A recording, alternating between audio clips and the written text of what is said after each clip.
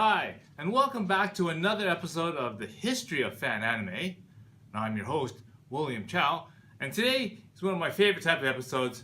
It's the type of episode I get to show something and tell you about it. So I'll give you a little bit of memorabilia and give you the story about some of this collectible memorabilia and give you hopefully some suggestions of some anime that you can watch that you haven't seen before. Okay?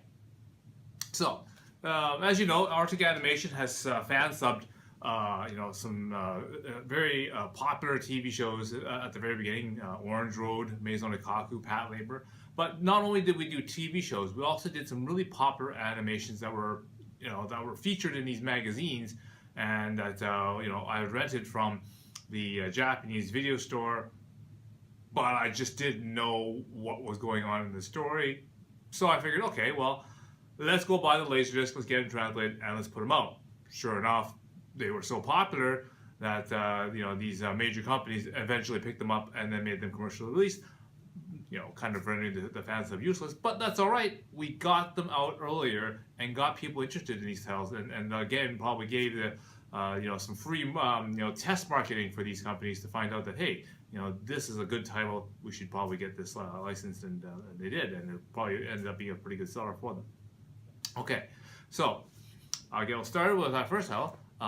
This particular one here, Soul Bianca. Okay, so here's the Laserdisc for number 1 for Soul Bianca. Okay, and it's the 2 OAV set. So again, I had to purchase the second Laserdisc, which is this one right here, for Soul Bianca.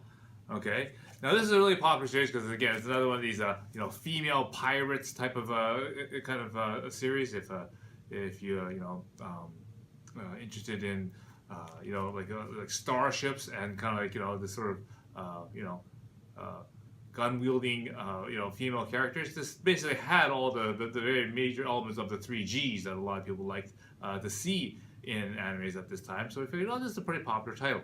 Okay, now the other thing that was really kind of neat for me about this one is also one of these shows, which is one of the very first shows that we actually made a good AMV for. Now, again, AMVs is short for anime music videos.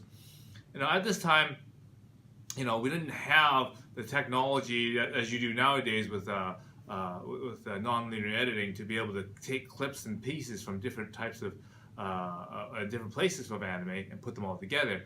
The way you had to do it on a VCR, you could only pick the scene that directly follows what you're right now doing, and using the flying erase head, you could get relative frame accuracy, but you couldn't be, it wasn't as perfect to, within hundredths of a second, for example, to do, and you also couldn't do transitions. So no waves or or swipes or fades and that kind of stuff with this thing without different equipment. It was just basically straight from one cut to the next cut to the next cut. And so I remember one of my friends at the time, his name was Garth. He was over, and I said, hey, a suggestion, why don't you try to make one of these anime music videos? Just basically throw a bunch of scenes together, pick your favorite song type of thing, and make it work together and make it into a music video. And what he did is he ended up picking up the Laserdisc for Soul Bianca and started picking different scenes and that kind of stuff out of there. And the background song that he picked was Power from Snap.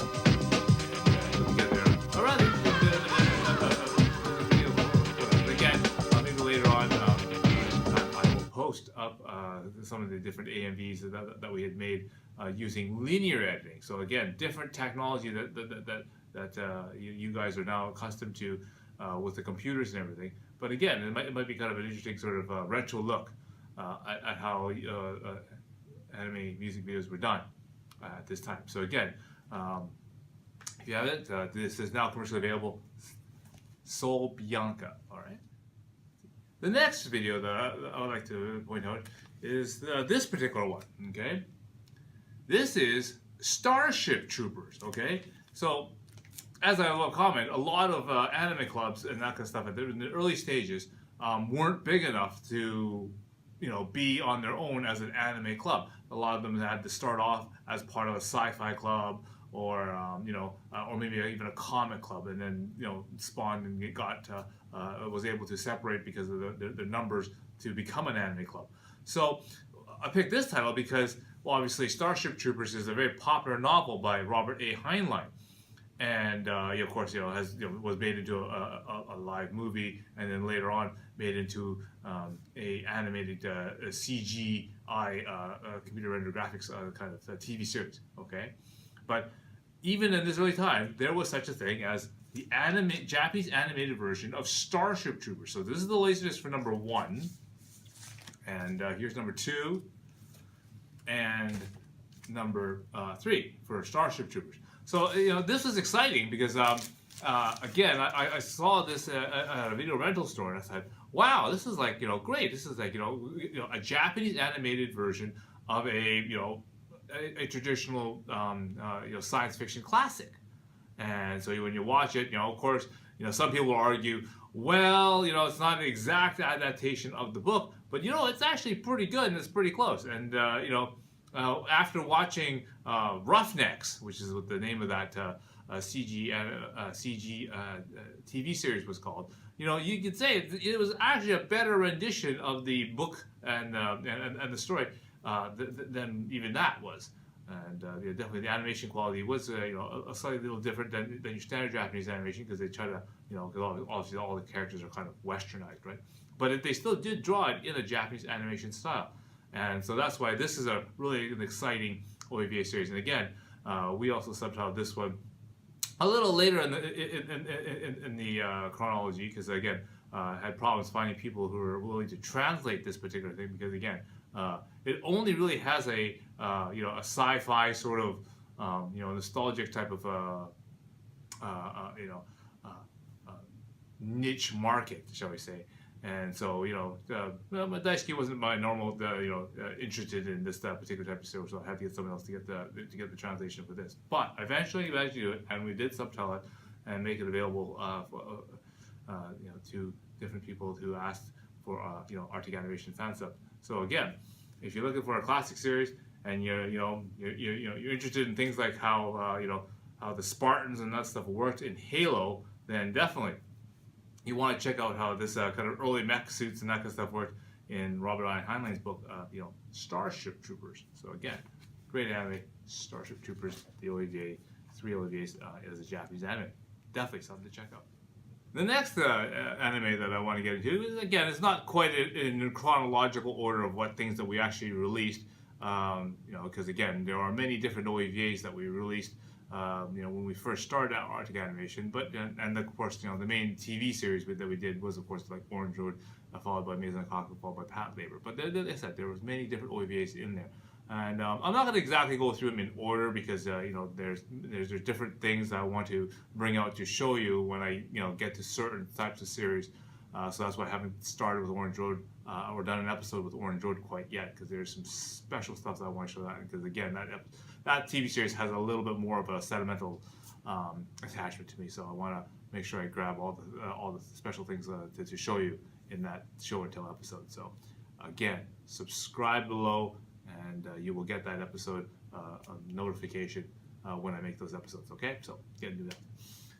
But the next anime I want to do for Laserdisc is, again, I mentioned in an early episode that sometimes Daisuke has a really enthusiastic attitude about particular shows. And one of the type of shows that he got several people interested in the early times is something called Kokoro Greenwood, or Here is Greenwood. And he was so excited about this particular series that I remember we went down on a road trip down to San Diego Comic-Con, and he literally had, he was reading the manga at the time, and he'd always constantly reading along, and he come to a really funny point or something like that. Well, for example, when the quote, the female character was trying to go to the washroom and is wondering why she was in the guy's washroom. Anyway, you will find out when you watch this rather strange series. Anyway, so he'd point this episode out, or this little segment out in the manga, and he'd literally hold the manga up to you and he would, basically, cell by cell, read you what's going on and tell you what's going on in the story. Sometimes he'd be like so enthusiastic, he'd actually almost voice act all the different lines of the different characters going up, and put all the extra emphasis on that, right?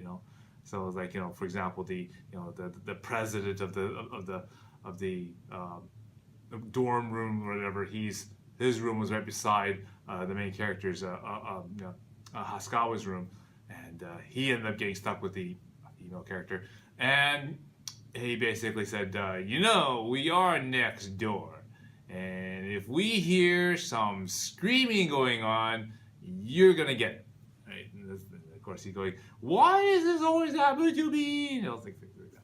Anyway, so he brought this down, and one of the people that we met when we were down there was Robert Gutierrez of Ranma Project, and he many times had pointed it, and he pointed this out to Robert, and he's almost reading different parts of the manga to him, and Robert got really interested in this series. He'd never heard of this series before, and all of a sudden he is now someone interested in this thing called Greenwood, or Kokoro Greenwood, or Here is Greenwood.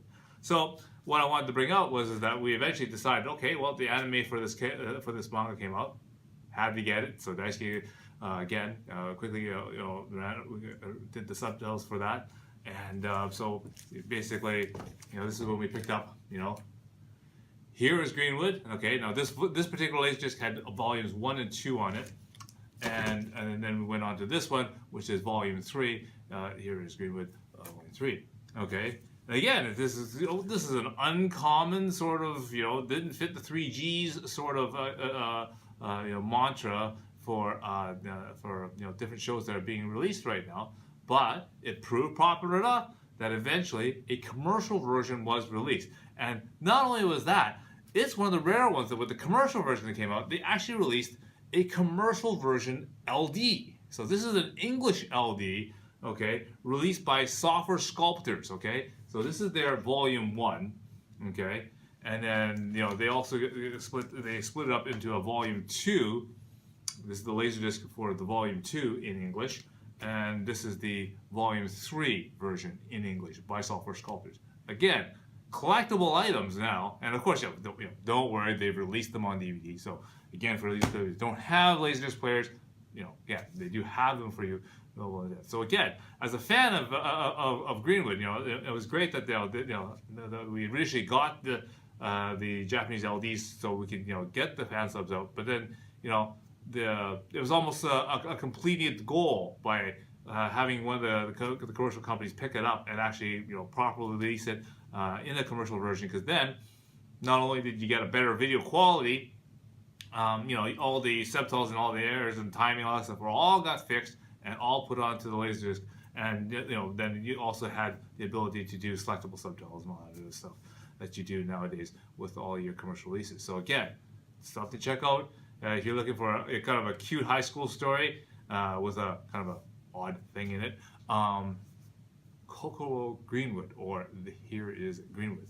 Check it out. So the last series, or the group of series I'm going to cover is what I'm going to refer to as one of my video game ones that I particularly like. So again, I did a video cast with the Happy Console Gamer it's not so long ago, and we did an interview episode as well. He did a mention in the SakuraCon episode that he does. So again, if you want to check that out, I'll put the links down at the bottom here so you can have a look at what he has done, and listen to more about how the anime was in the early 90s there, and how it may differ from what you get now. Okay, but the series I want to get into is based off of some video games. Okay, and the ones that I'm going to cover is something called a Graduation and Debut. Okay, now before I do that, one of the things that I just pulled this out of is something that you've probably never seen, because it's not, even the Laserdisc format, as you see, is an outdated format. But here is something that you'll probably never ever go to a let's say a Staples or something and see. This is what they refer to as a record mailer. So of course, this is a box which is designed to mail records. Okay, now just like boxes used to mail CDs or in boxes to mail bubble pack envelopes to mail letters and stuff. This one particularly is used to mail records, and of course it just happens to be the perfect size to mail laser discs. So obviously a piece of packaging that is no longer available at your Staples or Office Depot. Obviously, very present for the time. So again, that's part of this box. But this mailer held the DVDs for this particular box set of Graduation and Debut. Now, you ask, what is Graduation and Debut? Graduation and Debut is one of those high school sims for the PC Engine, and later for the PCFX. Now, I loved playing this game. I played it over and over again. Graduation is, you're the school teacher and you have 5 students. So here's the laserdisc for Graduation number 1, okay? Again, these are 5 students that are in your class as the teacher, and you have to see these students every day, and they have different mood swings and different things that happen to them. And you as the teacher, okay, this is the laserdisc for number 2, you as the teacher have to basically try to keep them encouraged and make them happy when they're sad, and all the different problems that they have. You as the teacher are going to try to fix that. And now in the game, you're trying to keep their marks up, and you're trying to keep them happy. You're trying to keep them from getting depressed or too tired, they start slacking off and things like that. So you've got to do things like help tutor them, give them gifts and things like that, and whatnot. And and basically try to get them through school so they actually graduate. Now, of course, the graduation part is the particular sad part, because obviously when they graduate, they'll more or less go all in their different ways and go on to do different things in their life, and then that's when you get the ending. And then in the PC Engine version of the game, a lot of times, I would play the game and I'd shoot for the everybody gets married ending. So all the 5 girls will get married. Like, of course, I didn't 100% understand what some of the dialogue that comes up and some of the stuff that's written on the screen about that they're married or like whatever. But there is a chance that the girl gets married to you, the teacher. Okay, so of course this is the big thing where Maison Ikaku, where Kyoko gets married with her teacher, and the whole thing's like this, and all this kind of weird stuff happens. But of course, this is just a game, right?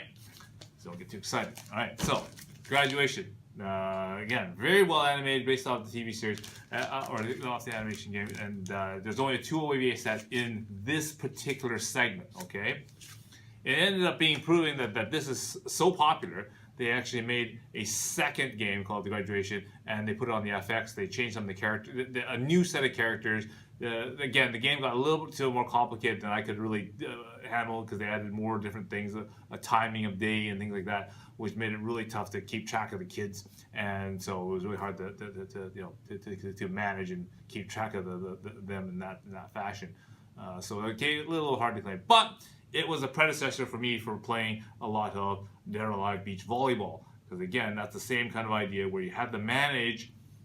It was less of a volleyball game and more of managing what your partner's emotional status was, and react appropriately for when they behave a certain way. Okay, it's sort of controlling them and manipulating them so that you get the outcome that you want. Okay. Now, if that is to get them to get married with the teacher, okay, then that's a good ending. The series ended up being so popular in the animated version that not only did they make Graduation 1 and 2, which is based off the game as a school game, they also decided to make Graduation Victory, which is something like this.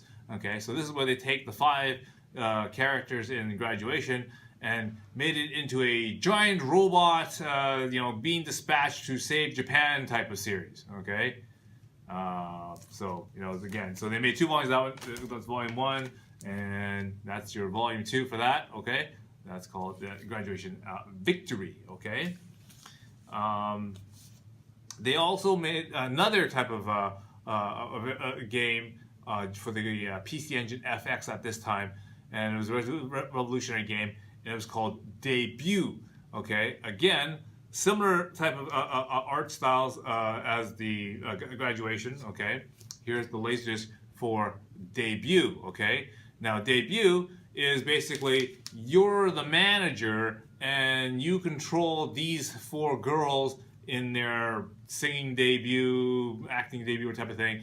And again, same thing. You have to manage their schedule. You have to manage their, emotional type of settings and that kind of stuff.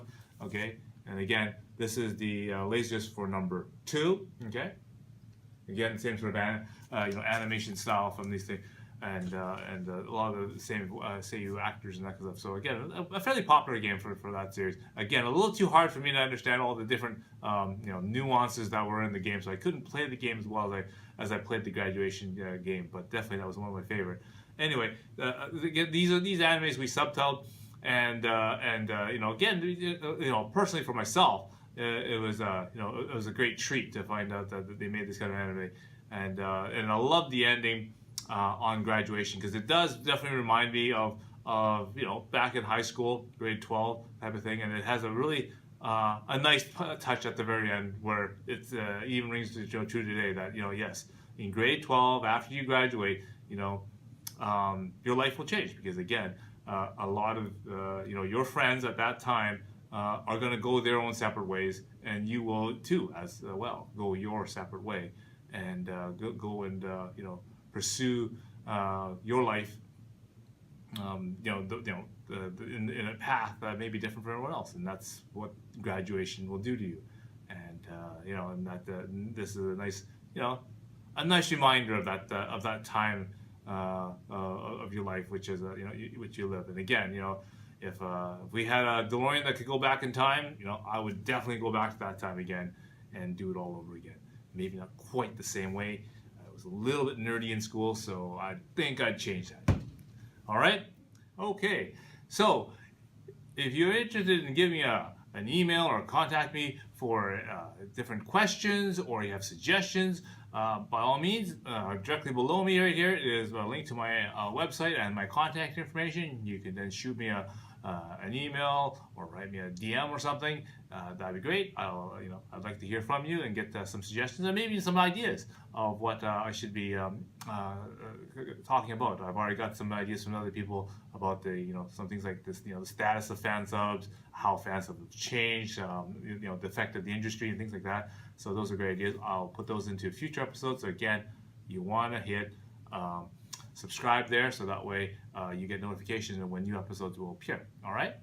The other way you can participate is I've been given this Toronto Blue Jays cap by one of the users named Joe, and I'll do a shout out in every episode to a particular character that is on your team, and maybe sort of give them a suggestion for an anime. Okay.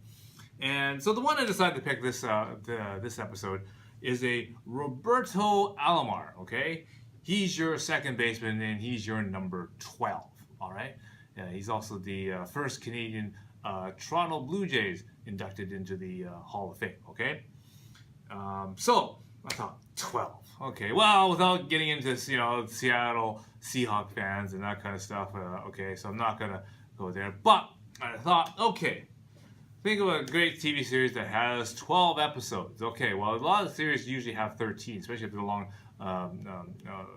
longer series. But then again, episode 13 usually ends up being the summary episode that has to tie into season 2. So that may or may not count. But a short TV series I'm going to pick out this time around is something called El Hazard, the Magnificent World, or that's the OAVA series, but the alternate world is the actual TV series. 12 episodes, okay? Again, if you want to get into the beginning of the series, I'd go for the Magnificent World of El Hazard, 7-episode OAVA set, nice and short, nice and concise. You can watch that as a predecessor. But again, if you want to watch the TV series, slightly different story, happens later in the time. Again, it's about these characters that travel from modern day Earth to this kind of alternate world or fantasy world where different things happen. They have this thing called the Eye of God in the sky, which is supposed to be this this is kind of a ruling weapon type of thing that people are trying to gain control of. Okay, so Roberto, in dedication to your number 12, I recommend El Hazard. Okay, the alternate world. That's the TV series. Okay, so until next time, see you again.